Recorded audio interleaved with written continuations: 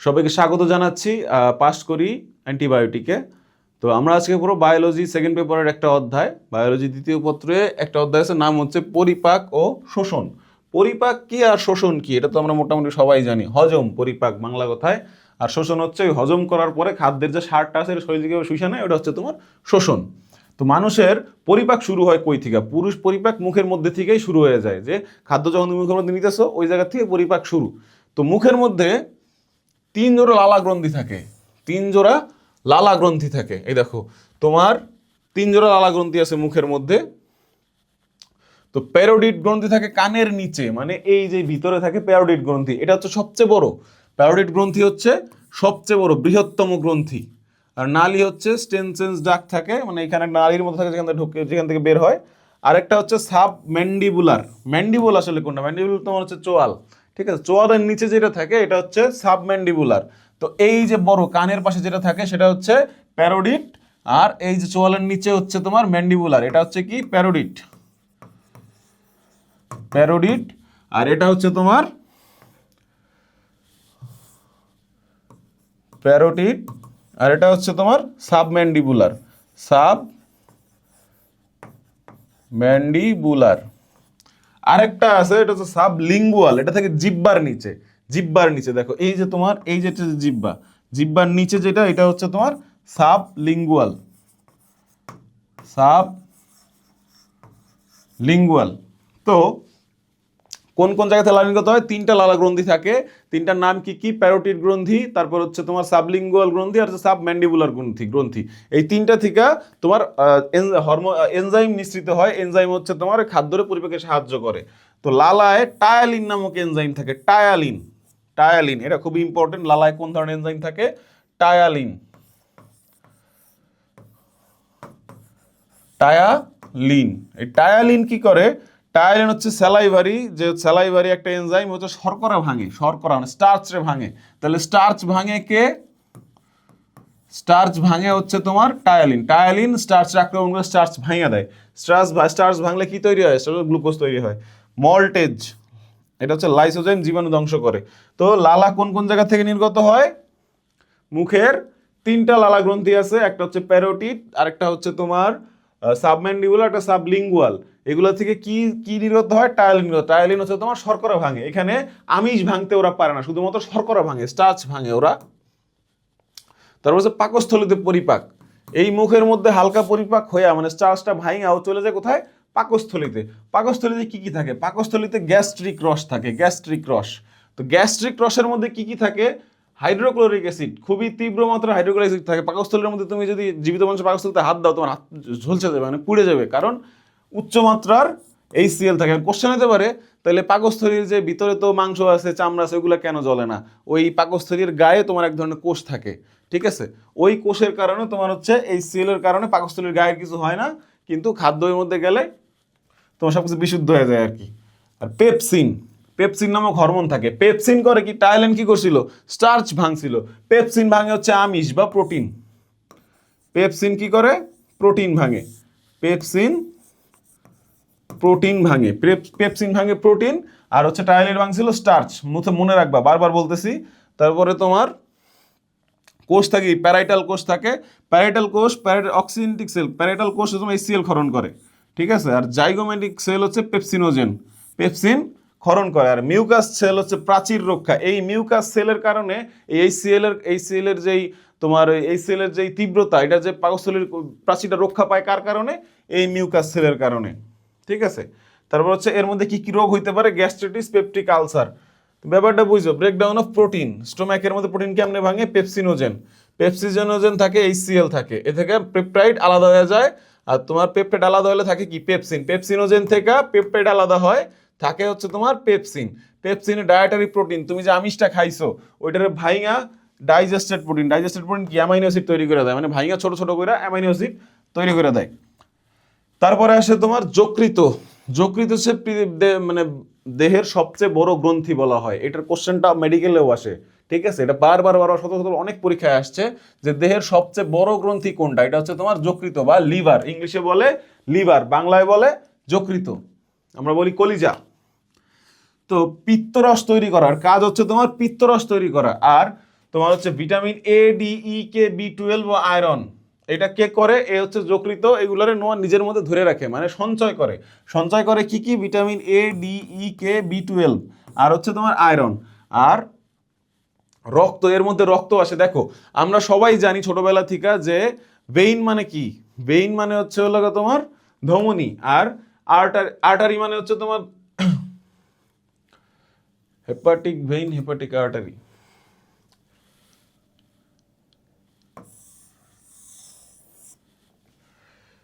তো শুধুমাত্র এই জায়গায় এই আর্টারি আর ভেইনের কাজ হচ্ছে উল্টা।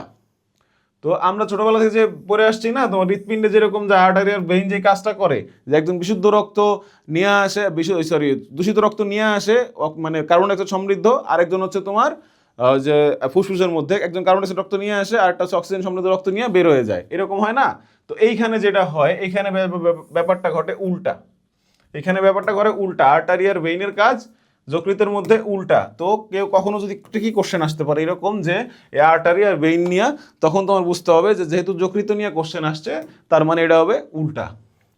তো অগ্নাশয়, অগ্নাশয় হচ্ছে থাকে হলো তোমার ইসের নিচে, এই যকৃতের নিচে, এই যে পাতার মতো, কখনো কোরবানির সময় গরু কাটলে বা ছাগল কাটলে এই পাতার মতো অংশটা তোমরা দেখতে পাইছো অবশ্যই, এইটারে বলে তোমার অগ্নাশয়। অগ্নাশয়ের মধ্যে কি থাকে? অগ্নাশয়ে তোমার মিশ্র গ্রন্থি, অনেকগুলা হরমোন এই জায়গা থেকে নিঃসৃত হয়, এই জায়গা থেকে অনেকগুলো হরমোন নিঃসৃত, এনজাইম নিঃসৃত হয়। তো অগ্নাশয় থেকে মূলত কি কি নিঃসৃত হয়? অগ্নাশয়ে তোমার ট্রিপসিন, কাইমোট্রিপসিন, অ্যামাইলেজ, লাইপেজ, এগুলা এক একজন এক এক ধরনের খাদ্য সার, মানে এক এক ধরনের খাদ্য, ফ্যাট, তারপরে হচ্ছে তোমার প্রোটিন, এইসব মানে এক একজন এক একটা ভাঙে। তারপরে হরমোন নিঃসৃত হয় একটা।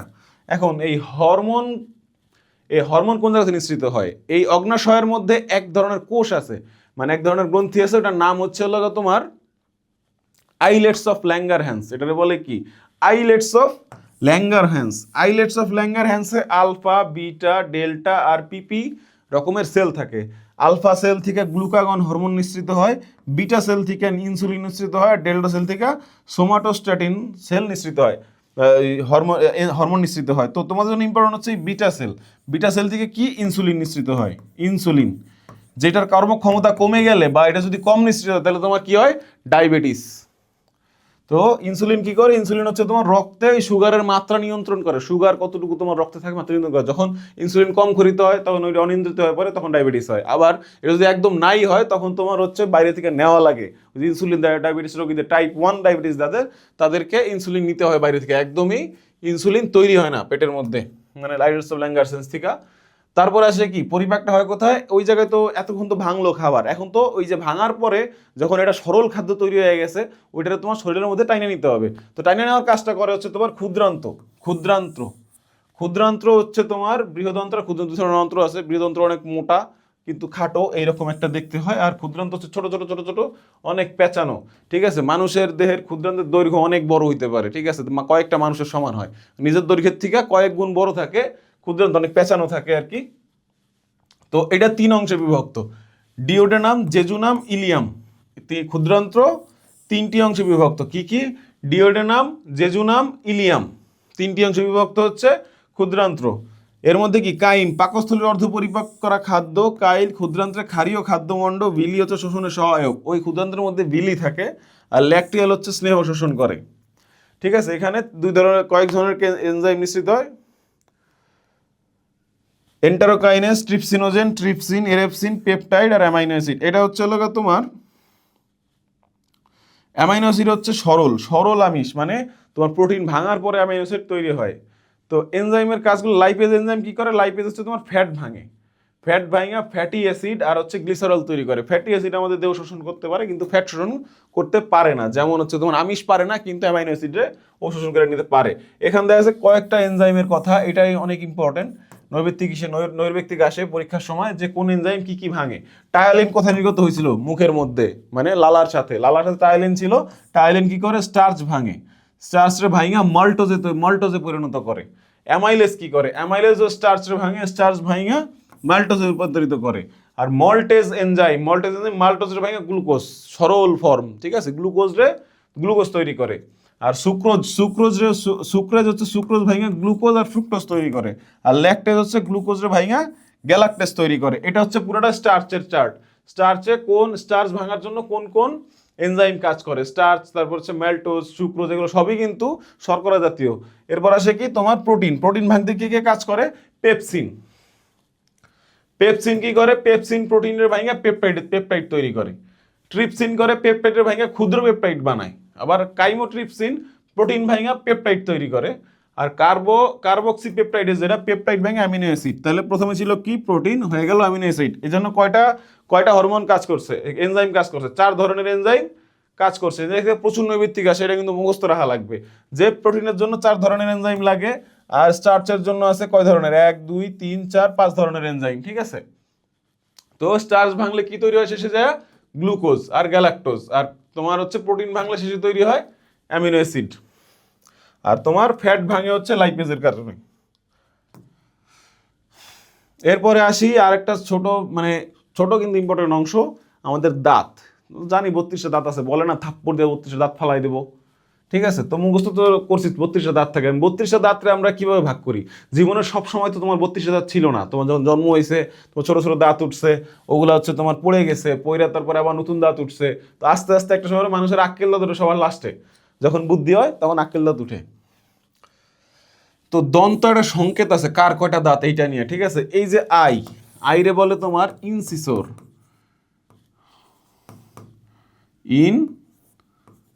ইনসিসর। সিতে হচ্ছে তোমার সিসর। পিতে এম হচ্ছে তোমার প্রিমোলার,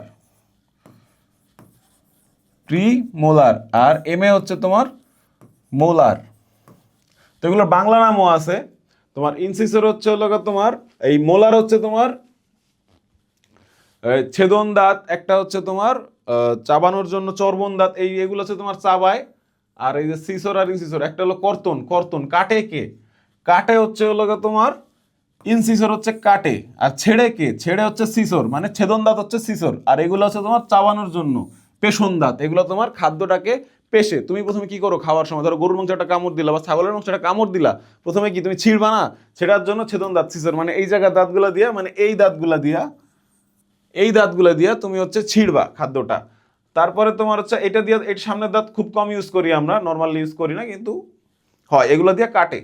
আর হচ্ছে তোমার বাচ্চারা দেখবে কামড় দিলে সামনের দাঁত দিয়ে কামড় দেয়, তখন এটা কাটে। তারপরে যখন তোমার খাদ্যটা ছিঁড়ে ফেলার পরের কাজটা করে তোমার এই দাঁতগুলা, পিছনের দাঁতগুলা, এগুলো হচ্ছে তোমার ওইটারে পিষে একটা মন্ডে তৈরি করে, ঠিক আছে? খাদ্য মন্ডে গেলার আগের অবস্থায় নিয়ে যায়। তো এখন দন্ত সংকেতটা কি, কার কয়টা দাঁত আছে দন্ত সংকেতের মাধ্যমে বোঝা যায়। ইনসিসর দাঁত থাকে উপরের পাটিতে 2টা, নিচের পাটিতে 2টা, মোট 4টা। সিসর দাঁত থাকে উপরের পাটিতে 1টা, নিচের পাটিতে 1টা।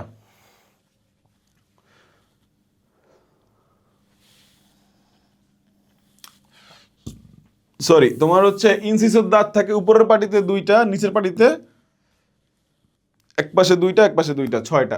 সরি, 4টা 8টা। উপরের পাটিতে 4টা, নিচের পাটিতে 4টা দাঁত থাকে কি? ছেদন দাঁত, কর্তন দাঁত। তারপরে থাকে কি উপরে 2 পাশে 2টা, এই যে তোমার বড় বড় 2টা দাঁত, এই চিকন যেটা দিয়ে তোমার হচ্ছে, যেটা দিয়ে তুমি কাটো, এটাকে বলে হচ্ছে তোমার সিসর, মানে ছেদন দাঁত। ছেদন থাকে কয়টা? টোটাল থাকে 4টা, 2 পাটিতে, এক পাটিতে 2টা করে থাকে, 2 পাটিতে থাকে 4টা। তারপর হচ্ছে প্রিমোলার থাকে এক পাটিতে 4টা করে থাকে 2/2, আর হচ্ছে তোমার 2 পাটিতে 8টা দাঁত থাকে। আর মোলার হচ্ছে এক পাটিতে 3টা, এক পাটিতে 3 6টা করে থাকে, আর তোমার 2 পাটিতে থাকে তোর 12টা। তো সব মিলে হয় 32টা দাঁত, ঠিক আছে? সবচেয়ে দেরিতে তৈরি হয় তোমার এই যে মোলার দাঁত, যেগুলো একদম পিছনের, ওগুলো হচ্ছে আক্কেল দাঁত বলি আমরা বাংলায়, সবচেয়ে দেরিতে তৈরি হয়। আর যেটা ইম্পর্টেন্ট আছে সেটা হচ্ছে তোমার বিএমআই তো নির্ণয় করতে পারো অবশ্যই, মোটামুটি সবাই জানো, ইদানিং জিম করে এটা নিয়ে। জিম এখন আমাদের মধ্যে খুব কমন হয়ে দাঁড়াইছে। তো এই জিম যারা করো তারা অবশ্যই বিএমআই জিনিসটা কি সেটা জানো। বিএমআই এর নির্ণয় করার নিয়ম হচ্ছে নিজের ওজন কেজিতে নিতে হবে, আর ভাগ করতে হবে উচ্চতার অবশ্যই মিটারে হইতে হবে। এটা সবাই ভুল করো, যে হচ্ছে মিটারটা ফিটে নিয়ে নাও। আমরা নর্মালি মানুষের উচ্চতা কেমনে ধরি, বলি না যে সে 5 ফুট 10 ইঞ্চি লম্বা, এই 5 ফুট 10 ইঞ্চি কিন্তু এখানে বসবে না। 5 ফুট 10 ইঞ্চি জায়গায় ওর নিতে হবে কি মিটার স্কেলে 5 ফুট 10 ইঞ্চি, 5 ফিট 10 ইঞ্চি রে তোমার যদি আমি মিটারে কনভার্ট করতে গেলে প্রথমে সেন্টিমিটার বানানো লাগবে। তো আগে তোমার হিসাব করতে হবে যে 5 ফুট 10 ইঞ্চিতে কয় ইঞ্চি হয়? 5 ফুট 10 ইঞ্চিতে তোমার হয় 5 12 60 10 70 ইঞ্চি। 70 ইঞ্চি, 70 ইঞ্চির 1 ইঞ্চি সমান 2.5 সামথিং সেন্টিমিটার আসে। তাহলে তুমি যদি ওই 70-কে তোমার 2.56 সামথিং দিয়ে গুণ করো, তাহলে তুমি যেটা পাবা ওইটা আসবে তোমার সেন্টিমিটার। সেন্টিমিটার যদি আসে তাহলে সেন্টিমিটার 2.5 35, তো তাহলে 70 40 75 175, প্রায় 175 সেন্টিমিটার আসবে। 175 সেন্টিমিটার মানে কি 100 দিয়ে ভাগ দিলে তোমার 1.75 মিটার। এই 1.75 মিটারটা তোমার এখানে বসে। তোমার হাইট যদি হয় 5 ফিট 10 ইঞ্চি, তাহলে এখানে বসবে কি 1.75 মিটার স্কয়ার। তখন যখন এই অঙ্কটা করবা তুমি বিএমআই পাবা। আর বিএমআই, এই যে রেঞ্জগুলো মনে রাখা খুবই জরুরি, যে তোমার কারো বিএমআই যদি 30 মানে 25 প্লাস চলে যায়, তার অতিরিক্ত ওজন আছে, ঠিক আছে। তোমার কম ওজন কি 18.5-এর নিচে যারা আছো তারা হচ্ছে তোমার কম ওজন, যারা তোমার 25-এর উপরে আসো তারা হচ্ছে অতিরিক্ত ওজন। আদর্শ ওজন মানে যেটা মানুষের থাকা মডেল, সেটা হচ্ছে তোমার 18.5 থেকে 24.9 পর্যন্ত। আর যাদের 30 প্লাস চলে গেছো তারা ওবেসিটিতে ভুগতেছো, স্থূলতা, কিছু করার নেই, হার্ট অ্যাটাকের ঝুঁকি বেড়ে গেছে, ওজন কমাও। তো এই চ্যাপ্টারে ছিল মোটামুটি আলোচনা করার মতো এইগুলা এই বিষয়, এই জায়গা থেকে নৈবিত্তিক আসবে। আমি বিশ্বাস করি তোমাদের সামনে যেহেতু পরীক্ষা, তোমরা খুবই মনোযোগ দিয়ে পড়াশোনা করবা। আর এর বাইরে যেগুলো আছে সেগুলো আমাদের অ্যান্টিবায়োটিকের শিটের মধ্যে পাবা, প্লাস হচ্ছে তোমার ওখানে দেওয়া আছে, ওখানে তোমার যথেষ্ট পরিমাণ নৈবিত্তিক দেওয়া আছে, নমুনা নৈবিত্তিক প্রশ্ন দেওয়া আছে, ওইগুলো প্র্যাকটিস করলে তোমরা এখান থেকে কমন পাবা ইনশাল্লাহ।